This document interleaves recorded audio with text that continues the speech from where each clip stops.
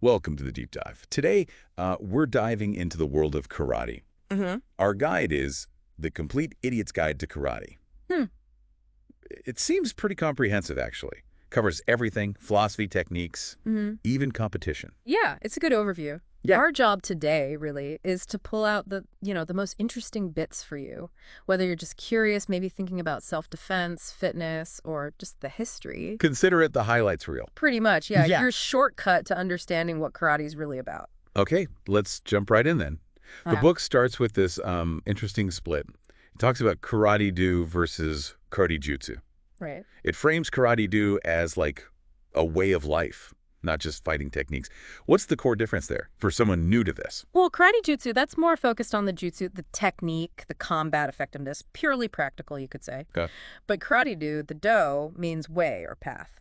So it broadens things out. It's about developing the whole person, physically, mentally, emotionally. So it's got this ethical layer baked in. Exactly. Big emphasis on ethics, avoiding conflict if possible, Yeah. like recognizing dangerous situations before they even happen. Avoidance is the first step. Yeah. The guide even calls a calm mind and stable emotions your primary weapons, which is maybe not what you'd expect. That is interesting. So the ultimate goal, it says, is to win without fighting. That's Yeah. quite profound for a martial art, isn't it? It really is. It points to that self-mastery aspect. Yeah. Using awareness, de-escalation. It's not always about throwing a punch. It's often about not having to. Right. And the book stresses this is for everyone, all ages, both sexes, which is good news. Definitely. It even breaks down benefits by age group. For kids under 12, it lists things like concentration, coordination, agility. Yeah, the structure of a class is great for kids' focus. Plus, it's vigorous exercise, good for growth, even helps with sleep, apparently. Makes sense. And for teenagers. Yeah. Social skills, confidence, helping with that awkward phase. Absolutely. Yeah. Mastering something complex like karate, it builds self-assurance that carries over, into school, social life. And then for adults, the list is pretty compelling. Stress management, weight loss, strength, confidence. Yeah, and what's interesting there is it mentions things like timing, coordination, awareness, finesse, things that actually improve with age and experience in karate. So you don't necessarily peak young and then decline. Not in the same way as some purely physical sports. No, the mental game, the experience, that keeps growing. You can keep getting better, technically, for a very long time. That's appealing. And it even calls karate a potential cure for the blues, occupying the mind, releasing endorphins. Well, yeah, it hits both buttons, right? Mental engagement from learning complex stuff and the physical release from exercise. Yeah. Pretty good combo for boosting your mood. Okay, let's touch on the history a bit. The guide talks about internal versus external power in early Okinawan arts. Internal being more mind-spirit, external being physical strength. And karate apparently blends them. What's the deal there? So Okinawan arts were influenced by Chinese systems. Some were more internal, think meditation, chi cultivation. Others were external, focused on direct combat power. Right. Okinawa had this history, weapons bans sometimes. So developing the body as a weapon was crucial. Karate evolved by taking bits from both internal and external approaches, made it more rounded, more adaptable. Gotcha. And then the name itself changed from characters meaning Chinese hand to characters meaning empty hand in karate-do in 1935. Why was that so significant? Oh, huge moment. Gichin Funakoshi, key figure bringing it to Japan, basically rebranded it, changing kara from Chinese to empty. Positioned it as a purely Japanese art. Part of Budo, the Japanese martial ways, alongside judo, kendo, helped it gain acceptance on the mainland, made it official, in a sense. Okay, so let's say someone's listening and thinking, all right, I'm curious. Yeah. How do you find the right place to train? The guide has some tips. Yeah, this is important. First, look for karate or karate-do, and maybe Japan or Okinawa in the school's name. Seems like a decent first filter. It's a starting point, yeah. Suggests a focus on traditional styles. It also warns against places just called martial arts centers, or those advertising tons of different styles together. Aikido, judo, kung fu, karate, all under one roof. Why the caution? Well, if it's a general martial arts place, karate might not be their main specialty, And if they teach everything, the depth in any one art might be thinner. The advice is basically look for specialists if you want deep karate training. And here's a key point. No single governing body. Anyone can hang up a sign saying, karate instructor. Exactly. Which puts the responsibility on you, the potential student, to be discerning. Do your research. Location matters for sticking with it, obviously. But interestingly, the guide says small, part-time schools can be great, and big ads don't always mean quality. That's a really good point. Sometimes a passionate instructor in a smaller dojo offers way more personal attention than a huge commercial place focused on signups. Don't judge by the size of the ad. Makes sense. The best advice seems to be visit, watch a class. What should you look for? Watch the interaction. How's the instructor with the students? Respectful, engaged. Do the students seem like they're actually learning, improving? And also just the vibe. Do these seem like people you'd want to train with? The community aspect is big. The book mentions a goal of training is shedding phony behavior and finding everyday mind, Heio Shin. That links back to the philosophy, right? Totally. It's about being genuine, calm, aware in the dojo and out. Watching the instructor, how they carry themselves on and off the mat, gives you clues about the school's real values. Students often mirror their teacher. And obviously check the actual instruction. Are people getting feedback?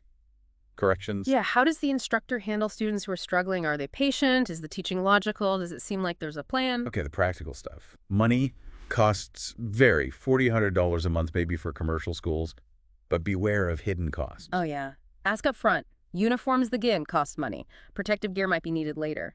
And belt tests, those usually have fees. Get the full picture, not just the monthly tuition. Contracts are common too. Standard advice applies. Read the fine print. Understand the payment structure, any down payments, annual fees, cancellation policy. Absolutely. Know what you're signing up for, duration, total cost. Right. You found a place, you signed up, walking into the dojo, it's a structured place. Written rules, unwritten customs. What might you see? Often you'll see like scrolls on the wall, calligraphy, maybe the style's name or principal, sometimes name plaques for ranked members shows dedication, and usually a picture of the style's founder. Gives it that sense of history, lineage. And the training floor itself, the tatami or just the floor space, should be clear, uncluttered. Needs to be safe for movement. Essential. Clean, open space is key. Written rules often hit those character points. Right. Honesty, effort, courtesy, self-control. Yeah. Echoes the Do philosophy again. Right. They're meant to be principles you practice through karate, not just in karate. The book mentions bowing and saying osu when leaving the dojo in the training area. What's osu all about? Osu, you'll hear it a lot, it's kind of versatile. Means, yes, I understand, hello, but also implies perseverance, like I'll push through. The bow itself is pure respect for the place, the teachers, fellow students. Got it.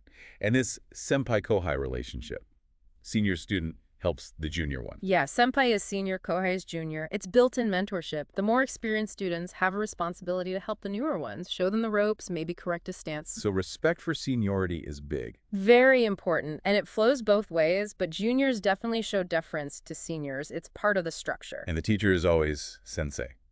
No nicknames. Always sensei. It's a title of respect for their knowledge, their role. Fundamental etiquette. I like this quote. There is no dishonor in mistakes. There is no honor in not trying your best. Seems encouraging for beginners. It really captures it. Effort, sincerity, spirit. That's what's valued. Not instant perfection. It's okay to mess up. Just keep trying hard. So your first class was typical. Warm up, stretching, maybe some history, bowing rules, basic Japanese terms. Yeah. But don't stress about remembering it all at once. Exactly. First class is about getting oriented, feeling the space, learning the basic etiquette, maybe a couple of simple moves. No one expects mastery on day one. It's step by step. Practical tips. Don't be late. Listen carefully. Ask questions politely at the right time. No, huh, or yeah. Right. Show attentiveness. The guide even says how. Raise hand, bow, ask. Listen, bow. Thank you, sensei. Proper respect. Okay, first class done. Time for the uniform, the gi. Designed for free movement, adds seriousness. Like wearing specific gear for any activity, right? Recital dress, band uniform. Exactly. The gi is practical, but it also signals you're entering that training mindset. It's part of the discipline, the tradition. The book explains how to put it on pants, drawstrings, jacket, ties, and notes men usually don't wear undershirts, but probably best to check with your sensei. Always good to check local dojo customs, yeah. But wearing it right shows respect. And tying the belt. A square knot, center front. Apparently tying a half knot is a no-no. Symbol of death in Shinto. Who knew? Yeah, the square knot is standard, secure. And definitely ask for help if you can't get it right away. Everyone struggles with the belt knot at first. It's normal. Even transporting the gi matters. Gym bag is fine. But there's a proper folding method too, reinforcing that idea of orderliness, preparedness. It all ties together. How you treat your gear reflects your mindset towards training. Different gi materials exist. Cotton breathes, but shrinks. Poly blends last longer, less wrinkly, drier safe, but maybe hotter, clingier. And heavyweight canvas for advanced folks. Durable. Makes that cool snapping sound. Yeah, each has pros and cons. Cotton's traditional, blends are convenient. Heavyweight feels substantial, makes that snap practitioners like. Depends on preference and level. Color's usually just white or black. Limited patches allowed. And keeping it clean and neat is essential. Discipline again. Fundamental sign of respect. Yeah. For yourself, the art, the dojo. Right. Got the gi, you're in the dojo. Time to learn techniques. The book says first step is letting go of expectations, getting out of your own way. Sounds like a mental block sometimes. Oh, definitely. Beginners often come in thinking, I can't do that, or I should be better. You gotta approach it with an open mind. Be receptive. Even just standing right, bowing right, expresses character, intent. These basics matter. They're the foundation. They show your focus, your readiness. The goal. Smooth, powerful, fast, effective karate. Key elements to focus on. Attention, the 5 fitness aspects, breathing, eye position, using body dynamics. Quite a list. Those are the pillars, really. Master those basics and everything else builds on them. Crucial for progress. Let's break some down. Bowing. Rei. Standing bow. From the waist, straight back neck. Eyes follow head angle. 25-45 degrees. Hold briefly. Show poise. Juniors bow lower than seniors. It's that visual reinforcement of respect in the dojo hierarchy. Done correctly, it shows humility and focus. Sitting bow, seiza, formal start end of class, maybe meditation. Rank determines position. Bow together on command, juniors rise slightly later. Very structured. Yeah, it marks the transition into and out of dedicated practice time. The synchronized movement emphasizes unity. And bowing exists outside karate too, obviously. Common gesture of respect globally. Puts it in a broader cultural context, yeah. Physical conditioning. Flexibility is huge. Prevents injury, increases range of motion, makes techniques smoother. Absolutely vital. Warm up first, then stretch. Static stretching, hold and breathe, is better and safer than bouncing. Ballistic stretching. Good tip. Essential for safe practice. Gradual, controlled stretching is the way to go. Strength in karate comes from the whole body working together, not isolating muscles. Basic exercises work well. Push-ups, pull-ups, sit-ups, squats. Weights can help, but need balance. Karate power is about connection, synchronization, using your core, your legs, everything together. Weight training can supplement, but shouldn't replace that whole body focus. Speed and agility. Practice and footwork. Simple as that. Pretty much. Repetition, drills. You get faster by practicing moving fast, efficiently. Endurance need both cardio and muscular. Cardio from aerobic stuff, maybe interval training. Muscular from lots of reps against resistance. Karate itself builds both, but yeah, supplementary cardio like interval training is effective. Breathing. Essential for life, obviously, but also for controlling emotions and body movement in karate. Inhale on prep, exhale on execution power. Fundamental. Breath control helps manage energy, focus, power. That coordination is key. And the book says breathe out fear, breathe in strength. Nice mantra. Captures that mental aspect of breath work, yeah. Eye position. Focus on the target. Seems simple. But crucial. Where you look directs your energy, your intent, improves accuracy. Body dynamics. Using natural movements like hip twists, snapping actions for power, not just arm or leg strength. That's where the real power comes from. Engaging the core, the hips, it connects everything. Okay, on to the actual moves. Stance is dachi. The foundation. Like tires on a car, connecting you to the ground. Good analogy. Absolutely. Without a good stance, your techniques crumble. Balance, stability, power generation, it all starts there. Natural stance. Haikodachi. Feet shoulder width, toes forward.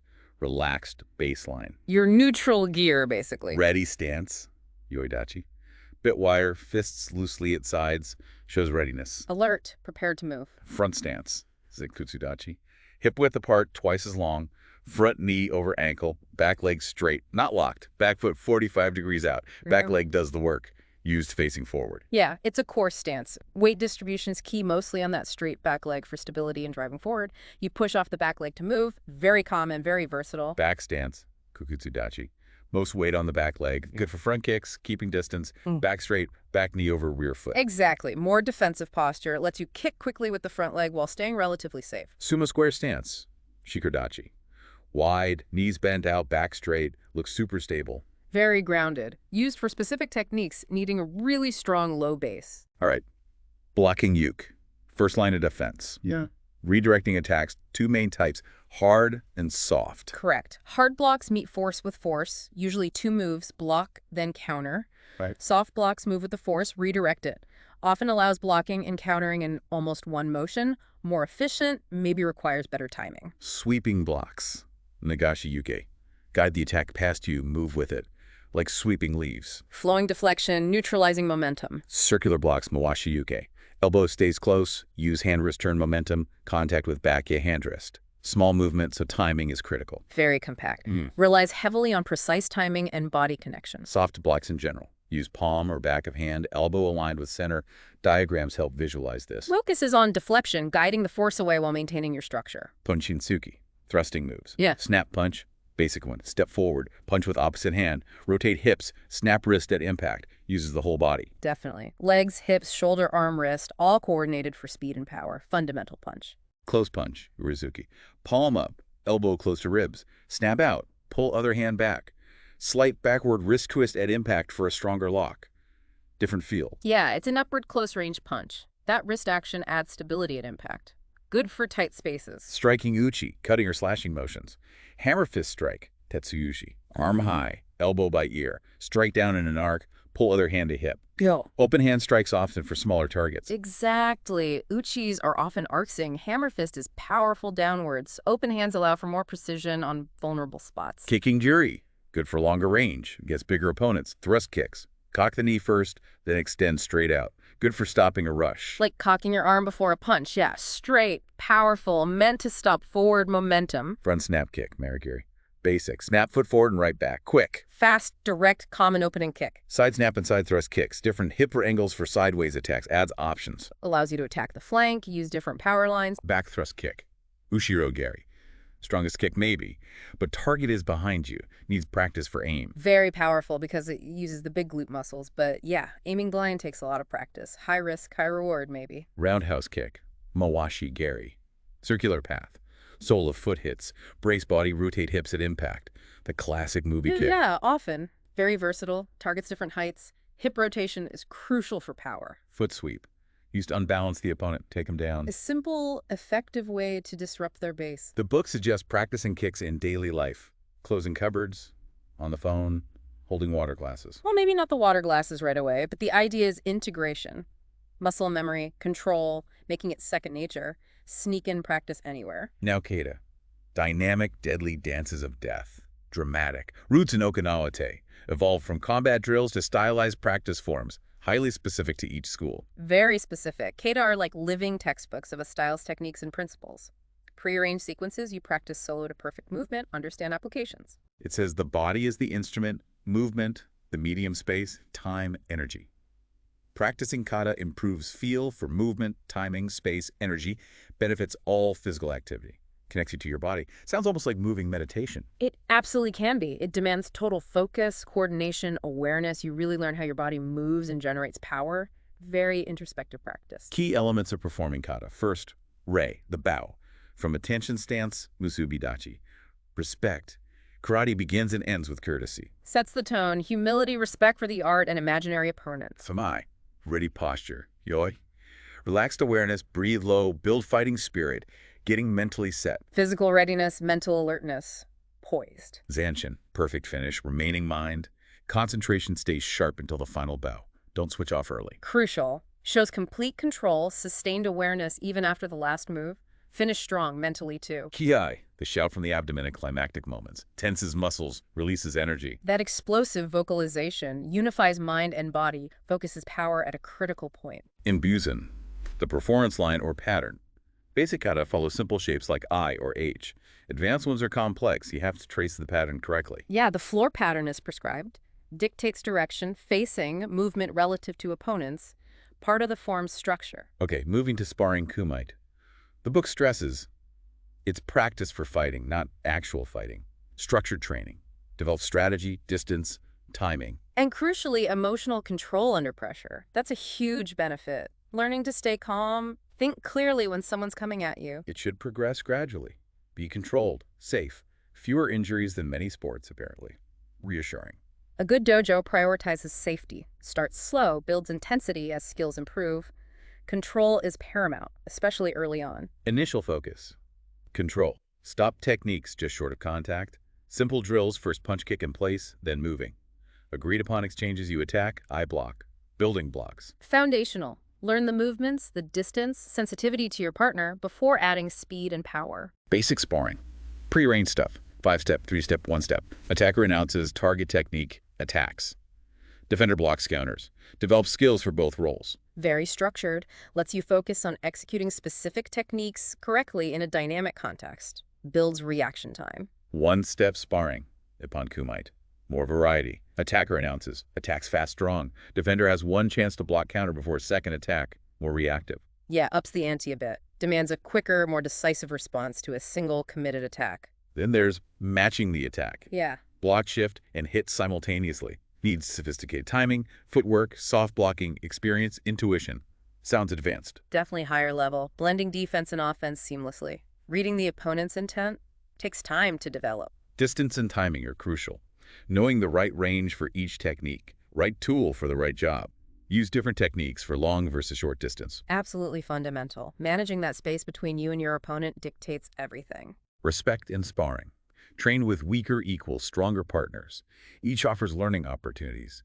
Show respect always. It's about mutual growth. You learn different things from different partners, and how you conduct yourself matters. Impact equipment, like the makiwara, that wooden post. Develops timing, distance, focus on impact. Should be flexible but firm. Caution for kids hitting hard surfaces. Good for feeling the impact, conditioning knuckle shins, refining focus, but needs proper technique to avoid injury. Board breaking. Not usually regular training, more for demos, promotions. Sparring is the real practice for fighting. Breaking shows focus, power, technique. Sparring tests application against a live thinking opponent. Different purposes. Ancient weapons kobudo. Okinawan weapons practiced alongside karate. Build strength, coordination. Origins debated extensions of karate or copies of Chinese weapons. Used today as extensions of the body, not really as weapons. Mostly, yeah. Kobudo training deepens understanding of body mechanics, leverage, timing. The weapon becomes a tool to refine those principles, which feeds back into empty-hand karate. Plus, it's historically fascinating. A bow, long staff, versatile, striking, sweeping, blocking, was used by fishermen. Apparently so. Great for developing core strength, balance, long-range awareness. The sai, three-pronged metal truncheon, striking, blocking, trapping limbs, maybe from a hairpin or farm tool. Manji-sai has prongs pointing opposite ways. Unique weapon. Good for defense against longer weapons, close in control. Mente, spear hand, a fishing gaff, sharp prong on a stick, tied to a bow for more reach against warriors. Adds that thrusting, hooking element at a distance. Kama, sickle. Farm tool used for slashing, hooking, often practiced in pairs. Yeah, dual kamas are common, requires flowing movements, coordination. Looks pretty intimidating too. Kampa, rice grinder handle, looks versatile. Blocking, parrying, jabbing, punching, striking by spinning the long end, grappling by hooking knees. Yeah. Wow. Incredibly versatile. Offers unique blocking leverage and striking options. Very practical design. And nunchaku, the flail. 2 sticks, cord chain. Used for threshing grain. Yeah. Easily concealed, effective even with limited skill. Popular when weapons were banned, practiced secretly, passed down via kata. 3-section version exists too. Sensukana. Iconic. Became famous, yeah. Requires coordination to use well without hitting yourself, but potentially very effective, especially in close quarters. Its history is tied to peasant resistance. Okay, switching gears to self-defense. Framed as samurai strategy. Most important thing, awareness. Position, surroundings. Avoidance is best. Absolutely. Situational awareness is step 1, 2, and 3. Recognizing potential trouble and avoiding it beats any physical technique. Aware mind, not paranoid mind. Pay attention, use common sense, but without fear ruling you. Key distinction. It's about being present and observant, not constantly expecting the worst. Calm awareness. Samurai strategy here means using positions strategically. Like, stay outside a car if you feel unsafe. Visualize attacks defenses. Know your exits. Heighten perceptions. Be prepared. Using your environment and foresight to your advantage. Thinking tactically before anything happens. Appendix has safety tips. Crucial point.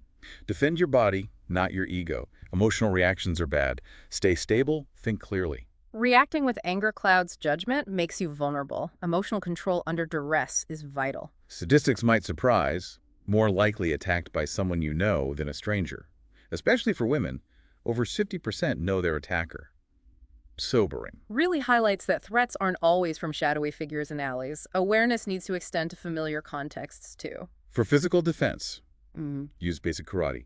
Blocks, punches, strikes, kicks, good body mechanics. No need for fancy tricks. Every block can be a strike, every strike a block. Fundamentals work. They're drilled, reliable under pressure. That interplay between offense-defense is key. Love this analogy. Not the size of the dog in the fight, but the size of the fight in the dog. Tenacity, fighting spirit matter. Mental toughness, determination, refusing to be a victim can make a huge difference. And crucially, use only necessary force to stop the attack. Excessive force means legal trouble, even in self-defense. Proportionality is key. Neutralize the threat, then stop.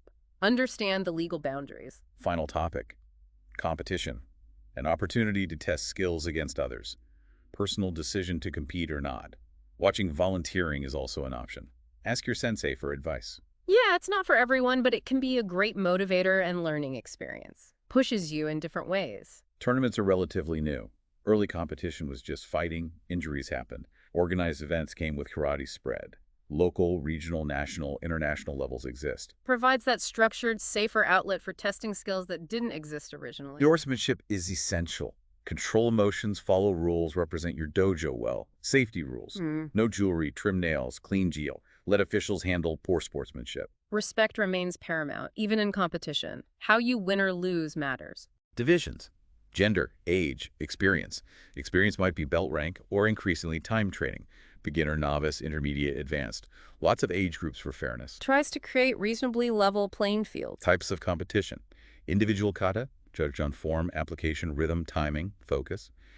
Individual kumite, sparring for points at pon full, wazare half. Penalties for contact, stepping out, being reckless. Team kata, 3 people synchronized.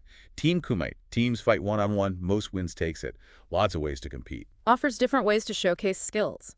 Kata emphasizes precision, form. Kumite emphasizes application, tactics, control.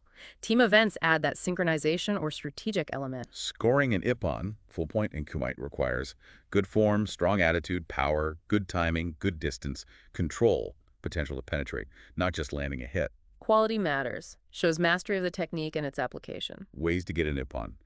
Difficult technique. Counter after blocking strong attack. Scoring after a sweep throw. Combining 2 half points. Waza-ari. Perfect timing. Recognizes different displays of skill and tactical execution. Practicalities. Entry fees. $35 average. Spectator fees. Maybe pay per event. Expect nerves on the day.